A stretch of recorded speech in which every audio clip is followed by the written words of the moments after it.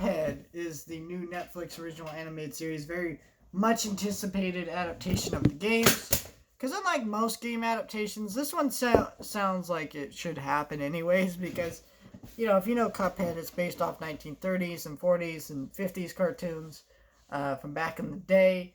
And this is very much like that. It's very much like that, or it's already animated. In fact, the game was entirely 2D animated by hand, which, there aren't even 2D animated films made by hand for the most part, unless you're like in Japan, I guess, but in, other countries. But here in America, we don't get those. So it was pretty impressive. It was a historical game, pretty awesome game. I've never actually played the game myself because I just don't like very difficult games because I'm not that great of a gamer. So it's not a game I would ever really play, but this is a really cool thing that the show was adapted into a series. Each episode runs about 15 minutes long, which I was shocked about. I thought they'd at least be 22 minutes, but no. They're fun. I would say the animation is obviously the best part of this show. Everyone knows that. It's absolutely gorgeous. Very, very fluid animation. Stunning work here.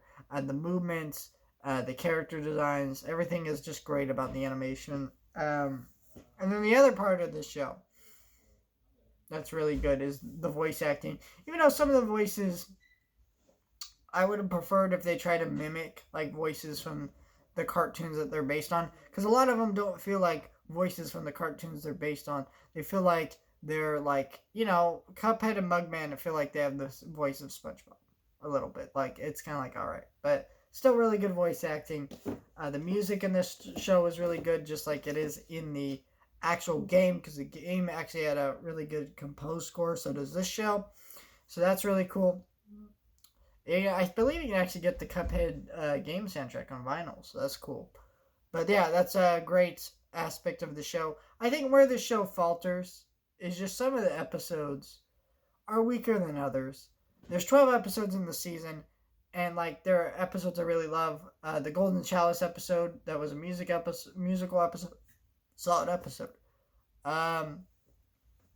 King Dice's episode, solid episode. But then there are just weaker ones that, could get on your nerves.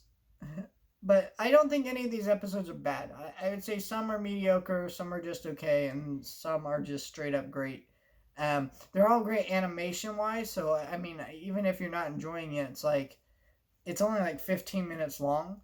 So they're not like that much of a time investment, so you can just watch through it real quick, get the appreciation of the animation, and it not be that much of a hassle. So I would say this show is probably one of the greatest game adaptations ever made, honestly. But that's not hard, though, because this game is so easy to adapt, considering what it's based on. But it was really good. And it doesn't really so much follow the story of the games and have some of the adult, tone of the games. Like, in the games, there's a lot of smoking and stuff, but none of that's really here. I didn't think anyone expected it to be here because, Netflix has a very big issue with smoking in, like, all of their shows. They've actually upped the ratings for certain shows because of the smoking aspect. And also, this is a kid's show. Just promoting smoking to kids. No, thank you. But, yeah, good show.